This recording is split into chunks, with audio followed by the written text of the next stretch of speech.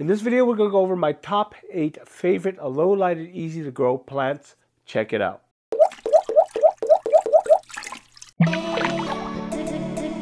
welcome to my channel. This channel is all about aquariums, so if you want tips, tricks, and all that stuff, please hit that subscribe button and that bell icon if you're new. You can also really help me out if you like this video, as well as leave a comment and share this video around. So what are my top 8 favorite low-light, easy-to-grow plants? Now, I talked about this in my beginner primers to planted tank series, and I went through a bunch of low-lighted, easy plants to grow if you're starting out. But I tend to get this question a lot of what are my favorite, my personal favorites. So I had to narrow it down, and I was just going to do top 5, but it was hard to do top 5, so I'm just going to do top 8 in this episode.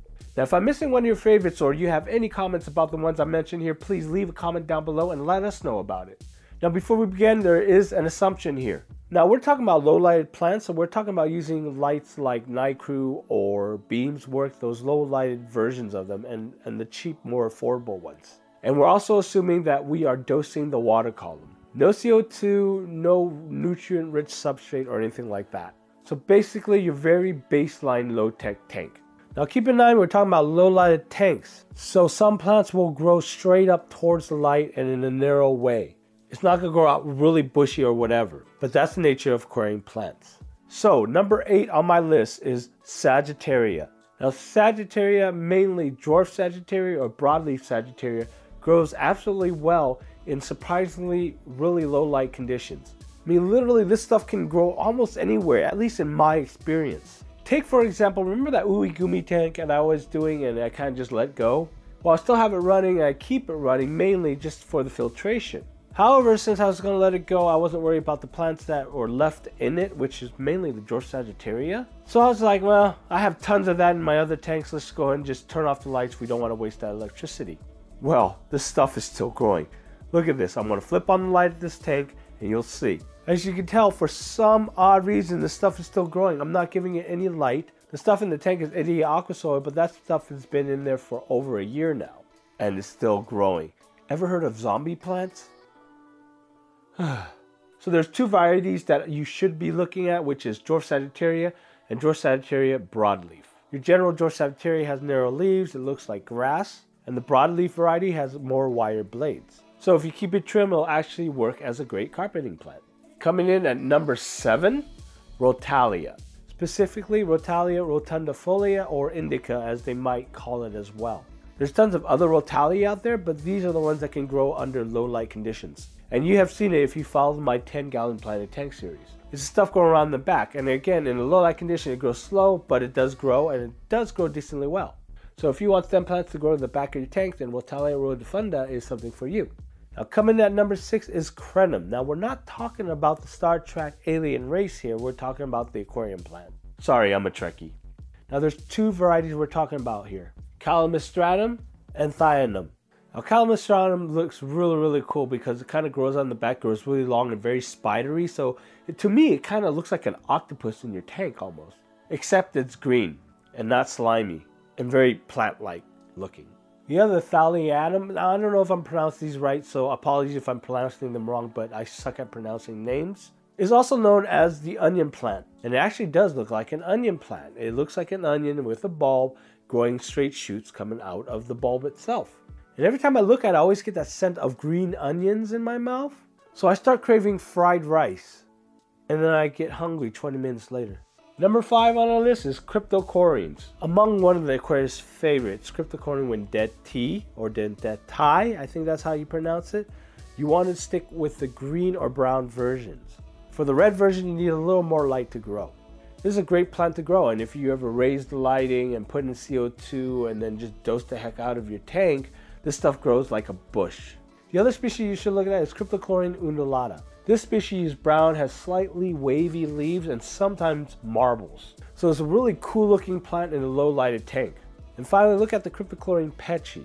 It's a smaller variety of the cryptocoryne, so it's better for the smaller tanks. And it looks really cool with the green leaves and the red veins running through it. Number 4, vallisneria. The all-time favorite in the aquarium hobby is, of course, the jungle valve. Very easy to grow, very popular. It's been around forever, and if you ever want that stringy jungle look in the back of your tank, this is the plant for you. It has broad leaves and is pretty straight, and it grows up like very large blades of grass. If you have a forest of it, you'd enjoy watching your fish going in and out of them. It's really cool. One of my favorites of the species is spiralis, also commonly known as corkscrew vow. Same as your typical jungle vow, it grows long and tall, but the leaves are spirally, thus spiralis. And finally, for vallisneria, check out vallisneria nana. It's just a smaller version of the jungle vow. Coming in number 3, the good old classic anubius. Now this is some of my all-time favorite plants, and this has been in the hobby forever, and it's so easy to grow. Remember, this is a rhizome plant, so you don't want to bury it in your substrate. You want to attach it to rocks or driftwood with thread or crazy glue, or try to stuff it in between tank decorations. But there's some varieties that you should really look out for. Some varieties actually take higher lighting. Here are the low lighted versions. The Talia is the most common anubius you'll see in the aquarium hobby. The leaves are round and broad, and it looks really nice in your tank. Also take a look at anubius nana. It's the same thing except a little smaller. The leaves are a little smaller. And following that, check out the anubius nana petite. Very popular for smaller tanks because these leaves are way smaller than the regular typical nana. Na na na na. Na na na na. And finally, for low lighted anubius, look at F-Zelli. This is different than your typical barteri, as in this variety grows elongated leaves as opposed to the barteri. So if you have a tank full of anubius and you want something to stand out in the anubius crowd, add one of these to your collection. And number 2, microsorum.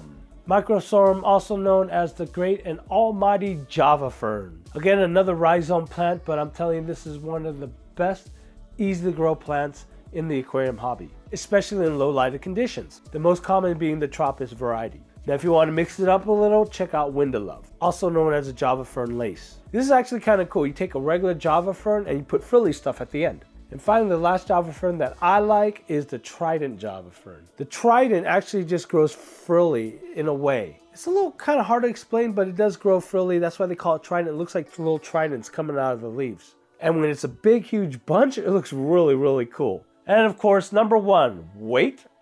A word from our sponsors. So this video is sponsored by H2O Plants. Competitive prices, excellent customer service, and great packaging for shipping. If you need some plants, go check out h2oplants.com and join the H2O army. He also has a great YouTube channel that talks about aquarium plants. See, I told you one day I'll surprise you with a sponsor. So number 1 on my list is Echinodorus, also known as the great and almighty Amazon sword. Now, I mentioned it many times in my past videos, I love the Amazon sword. And there's tons of varieties of them. Some of them are gorgeous. But let's start out with your general basic Amazon sword, also known as Echinodorus amazonicus. I think I'm pronouncing these names better. You can't go wrong with the Amazon sword in a low-tech tank, especially when they've been growing forever. Oh, have you ever seen an Amazon mother plant? It's kind of like a huge mother spaceship where all the tiny little alien spaceships go into, you know, pew, pew, pew, pew, pew. But it's massive.